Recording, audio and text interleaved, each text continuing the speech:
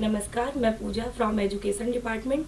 आज का हमारा विषय है, आज का हमारा टॉपिक है निर्देशन, जो बीए, एमए एंड बीएड सभी पाठ्यक्रमों के लिए उपयोगी है। तो निर्देशन का मुख्यतः क्या अर्थ होता है?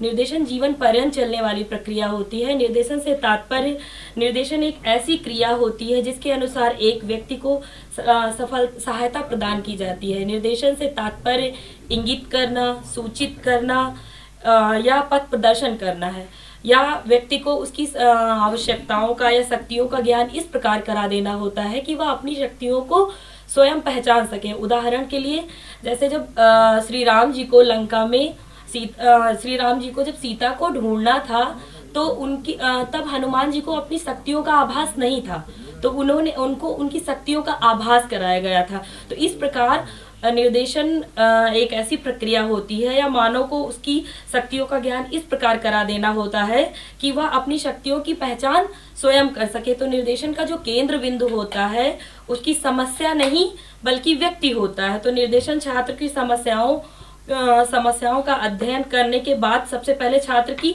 शक्तियों और योग्यताओं का अध्ययन करता है।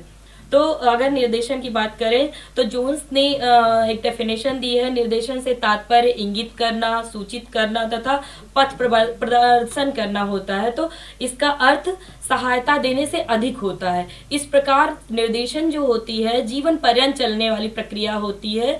ऐसा नहीं है कि किसी भी कार्य को निर्देशन के अभाव में किया जा सके।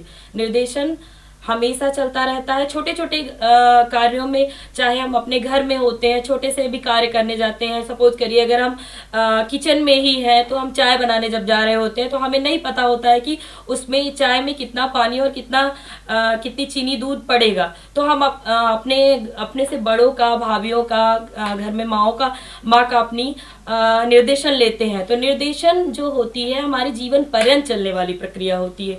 इसकी आवश्यकता की बात करें, निर्देशन की क्या आवश्यकता होती है? तो निर्देशन की आवश्यकता हर एक क्षेत्र में होती है। तो मुख्यतः 4 भागों में हम बांट सकते हैं। निर्देशन की आवश्यकता सामाजिक दृष्टि से होती है, राजनैतिक दृष्टि से होती है, और शैक्षिक दृष्टि और मनोवैज्ञानिक दृष्टि से।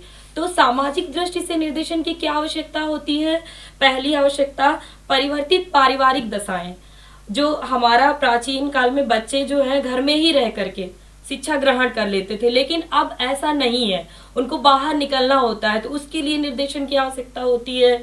फिर उद्योग, नंबर 2, उद्योग एवं श्रम में परिवर्तित दशाएं। जैसे उद्योग का मतलब, उद्योग से तात्पर्य ये होता है कि जैसे पहले कुम्हार का बच्चा कुम्हार ही बनता था, और अगर किसान का बच्चा है तो किसान ही बनता था। लेकिन अभी वर्तमान युग में ऐसा नहीं है कि किसान का बच्चा होगा तो किसान ही वो बनेगा, कुम्हार का बच्चा एक कुम्हार बनेगा, या आपका बढ़ई का बच्चा बढ़ई बनेगा।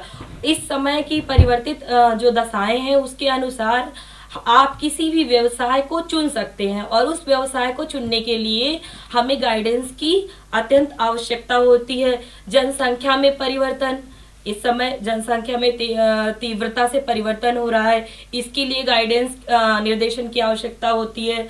हमारे सामाजिक मूल्यों में परिवर्तन हो रहा है, उसके लिए निर्देशन की आवश्यकता होती है। धार्मिक एवं नैतिक मूल्य इस समय परिवर्तित हो रहे हैं, उसके लिए निर्देशन की आवश्यकता। उचित नियोजन की आवश्यकता। फिर राजनैतिक दृष्टि से बात करें, निर्देशन की क्या आवश्यकता होती है? तो स्वदेश प्रेम, जैसे हमारे स्वदेश की रक्षा कैसे की जाएगी, तो इसमें भी निर्देशन की आवश्यकता होती है। प्रजातंत्र की रक्षा हो गई, धर्मनिरपेक्षता हो गई, इन सभी दृष्टि से निर्देशन की आवश्यकता होती है। शैक्षिक दृष्टि से निर्देशन की आवश्यकता सबसे महत्वपूर्ण, तो इस समय शैक्षिक दृष्टि से निर्देशन की क्या आवश्यकता होती है? शैक्षिक दृष्टि से निर्देशन की आवश्यकता, हम बच्चा जब स्कूल में एडमिशन लेता है, उससे लेकर के जब डिग्री लेवल पे पहुंचता है, तब तक उसको निर्देशन की आवश्यकता पड़ती है। जब विद्यालय में बच्चा एडमिशन लेता है तो उसको एडजस्टमेंट की प्रॉब्लम, छोटे छोटे बच्चे जब 5 साल के होते हैं, 3 साल के होते हैं, तो उनको विद्यालय में एडजस्टमेंट की प्रॉब्लम होती है। इसी तरह जब धीरे धीरे बड़े होते हैं तो पाठ्यक्रम के चयन में अव्यय और अवरोधन की समस्या में निर्देशन की क्या आवश्यकता होती है?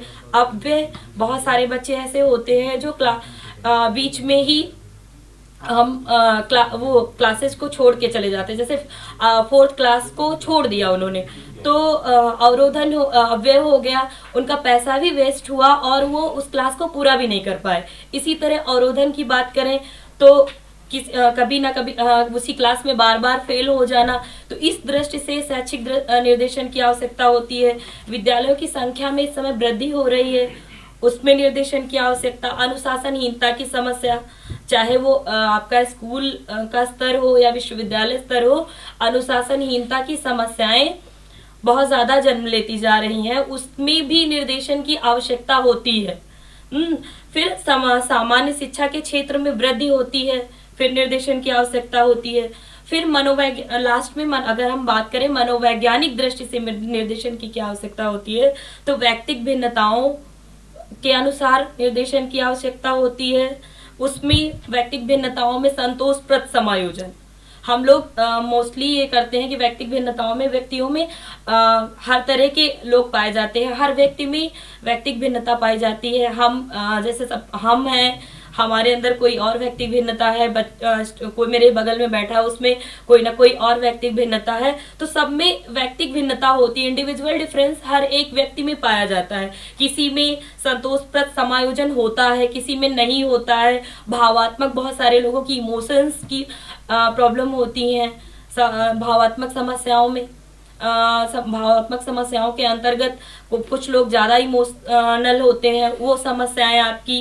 फिर इसी तरह व्यक्तित्व का विकास किस प्रकार किया जाए, इसकी समस्याएं होती हैं। तो इस प्रकार आज का हमारा टॉपिक निर्देशन का अर्थ, निर्देशन की क्या आवश्यकता थी। आगे के टॉपिक में हम निर्देशन की विशेषताओं पर और निर्देशन के प्रकार पर चर्चा करेंगे। नमस्कार।